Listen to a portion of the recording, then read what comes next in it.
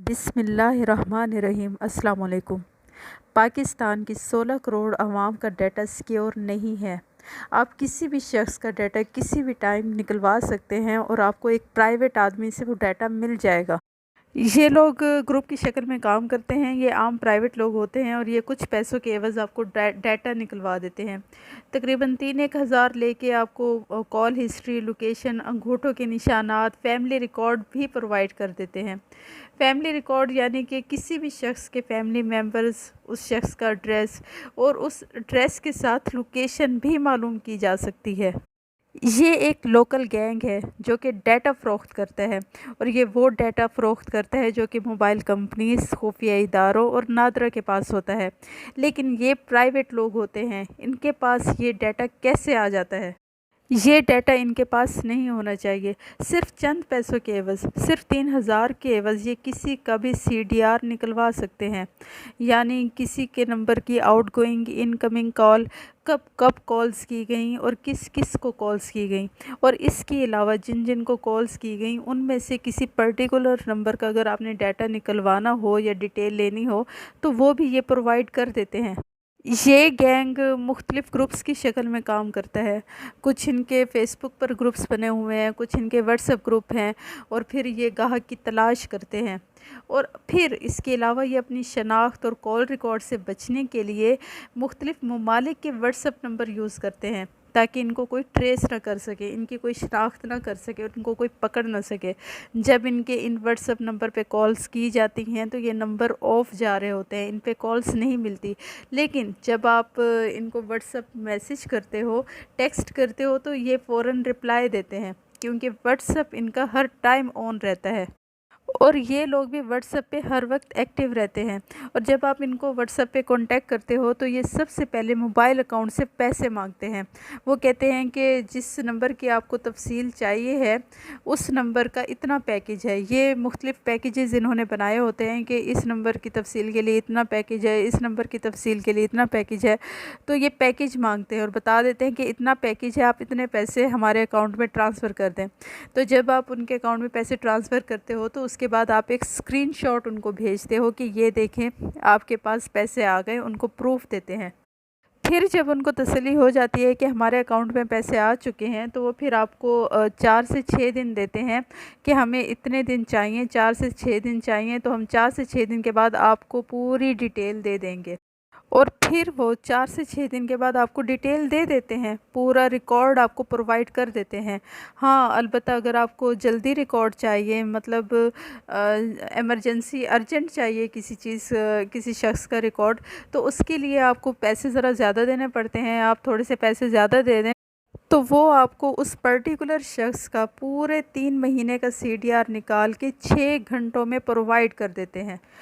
इसी तरह इवन मैं आपको बताऊं कि किसी भी नंबर की लाइव लोकेशन भी हासिल कर की जा सकती है। ये आपको किसी भी नंबर के बारे में बता सकते हैं कि इस टाइम ये नंबर कहाँ पर है। ये गैंग एक खुफिया अंदाज में काम करता है। ये आपको कभी भी नहीं बताते, ये लोग जो आपके साथ इंटरेक्ट कर रहे होते हैं ये कभी भी नहीं बताते कि इनको ये कहाँ से इंफॉर्मेशन मिल रही है। ये मरकज़ी किरदार जहाँ से ये इंफॉर्मेशन ले रहे होते हैं उसके बारे में इंफॉर्मेशन कभी नहीं देते। ये काम बहुत ही राज़दारी से किया जाता है और जब आप इनको कांटेक्ट करते हैं तो ये जब रिकॉर्ड आपको प्रोवाइड करते हैं तो ये कहते हैं कि ये ऑथेंटिक रिकॉर्ड है, हतमी रिकॉर्ड है और मुकम्मल राज़दारी की गारंटी भी देते हैं ये लोग। ये वही रिकॉर्ड होता है जो कि खुफिया इदारों या नादरा के पास होता है क्योंकि डाटा कीपिंग इनका काम है। हमारे मुल्क के बहुत से अफराद इस खुफिया क्राइम का हिस्सा बने हैं और बहुत से लोगों ने एफआईए साइबर क्राइम को शिकायत भी दर्ज करवाई हैं, मगर अभी तक कोई गिरफ़्तार नहीं हो सका। ये लोग अभी तक कानून के शिकंजे में नहीं आए। ये लोग बड़े दीदा दिलेरी से काम करते हैं, बड़े कॉन्फिडेंटली काम करते हैं, इनको अभी तक किसी ने पकड़ा नहीं है। मैं आपको बताऊं, ये लोग रेट लिस्ट भी शेयर करते हैं। ये लोग रेट लिस्ट देते हैं जो भी इनको कांटेक्ट करता है और उस रेट लिस्ट के मुताबिक ये पाकिस्तान में होने वाले किसी भी शहरी के बैंक की तफसील भी प्रोवाइड करते हैं। मतलब उस शहरी ने किस बैंक में अपना बैंक अकाउंट खोला हुआ है और उसके बैंक अकाउंट में कितने पैसे पड़े हुए हैं और कितनी ट्रांजैक्शन उसने अपने उस अकाउंट से की है और इसी तरह की दूसरी इन्फॉर्मेशन भी ये लोग प्रोवाइड करते हैं। اور ایون میں آپ کو بتاؤں گاڑیوں اور دوسرے ایسٹس کی تفصیلات جو کہ FBR کے پاس ہونی چاہیے وہ بھی یہ لوگ پرووائڈ کر دیتے ہیں، اور حتیٰ کہ کسی بھی شخص کے انگوٹھے کے نشانات بھی آپ کو فراہم کیے جا سکتے ہیں۔ اب آپ اندازہ لگائیں کہ کسی کا تھمب امپریشن اگر آپ کے پاس آ چکا ہے تو آپ اس تھمب امپریشن کے بیس پہ کیا کچھ نہیں کر سکتے۔ آپ اس شخص کے تھمب امپریشن کے بیس پہ اس شخص کے نام پہ موبائل سم نکلوا سکتے ہیں، اور اس سم کو کسی غلط جگہ پہ استعمال بھی کر سکتے ہیں، کیونکہ جب آپ کے پاس فنگر پرنٹس یا تھمب امپریشن آ جاتا ہے تو آپ اس شخص کو آرام سے نقصان پہنچا سکتے ہیں۔ اور ایون آپ تھمب امپریشن کے بیس پہ کسی بھی شخص کے دستاویزات بھی حاصل کر سکتے ہیں، اور موبائل فون سم کیونکہ آپ کو پتہ ہے کہ بائیو میٹرک سسٹم ہے تو آپ 5 سے زائد موبائل فون سم نہیں رکھ سکتے، کسی بھی شخص کے نام پہ 5 سے زیادہ سمز نہیں نکالی جا سکتی۔ تو آپ اس تھمب امپریشن کا ناجائز فائدہ اٹھاتے ہوئے کسی دوسرے کے نام پہ موبائل فون سم نکلوا سکتے ہیں، اور ایسا ہوا بھی ہے۔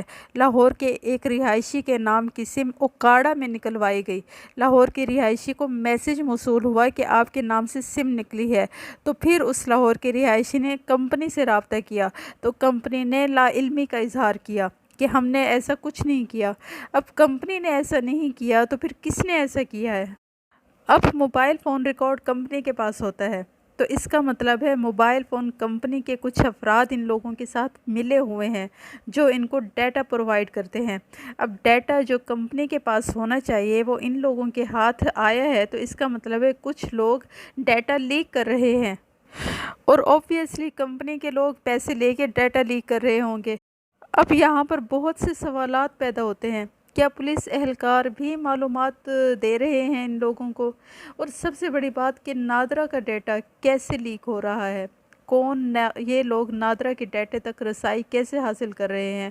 اب دو چیزیں ہو سکتی ہیں، یا تو کوئی نادرا کا شخص ان کے ساتھ ملا ہوا ہے جو ان کو انفارمیشن دے رہا ہے، یا پھر یہ لوگ ہیکرز ہیں، اور اگر یہ لوگ ہیکرز ہیں اور نادرا کا ڈیٹا ہیک کر رہے ہیں تو یہ تو اور بھی نقصان دہ بات ہے، اور بھی خطرناک بات ہے کہ اس طرح تو 22 کروڑ لوگوں کا ڈیٹا محفوظ نہیں ہے۔ اب یہاں پر یہ بھی سوال پیدا ہوتا ہے کہ ان تک FBR کے ریکارڈ کیسے آتے ہیں؟ FBR سے یہ سوال پوچھنا چاہیے کہ ایک آدمی FBR کے پاس رجسٹر ہوتا ہے تو وہ اس لیے رجسٹر ہوتا ہے کہ وہ اپنے آپ کو محفوظ سمجھتا ہے کہ FBR کے پاس میں رجسٹر ہو چکا ہوں تو میرا ڈیٹا اب پرائیویٹ ہے، اب میرا ڈیٹا ایکسکلوسیو ہے، مگر وہ ڈیٹا عام شہری کے پاس کیسے پہنچ جاتا ہے؟ اب سوال یہ بھی پیدا ہوتا ہے کہ FIA ان کو کنٹرول کیوں نہیں کر پا رہی؟ اب جس طرح سے نیو ٹیکنالوجی آ رہی ہے تو جرائم بھی نئے انداز کے آ رہے ہیں، جرائم میں بھی تبدیلی آ گئی ہے، اور ان جرائم کے لیے سائبر کرائم لا تو موجود ہے مگر ان کی امپلیمنٹیشن کہاں ہے؟ سائبر کرائمز پہ کنٹرول کیوں نہیں کیا جا رہا؟ اب ہمارے ملک میں تقریباً 70% آبادی کے پاس موبائل فون ہے، مطلب 15 کروڑ سے زائد پاکستانیوں کی معلومات خطرے سے دوچار ہیں۔ سوال یہ ہے کہ سائبر سیکیورٹی کے حوالے سے پاکستان کیا کر رہا ہے؟ ہم لوگ خود کو محفوظ سمجھتے ہیں مگر ہم محفوظ نہیں ہیں۔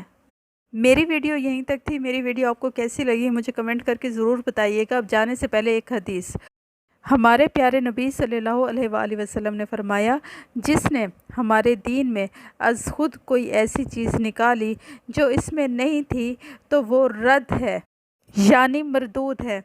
امید کرتی ہوں آپ کو میری ویڈیو اچھی لگی ہوگی۔ اگر آپ کو لگتا ہے کہ میرا چینل سبسکرائب کرنا چاہیے تو کر دیں، اور ساتھ میں بیل آئیکن کے بٹن کو بھی دبا دیں تاکہ میری ویڈیوز آپ تک پہنچتی رہے۔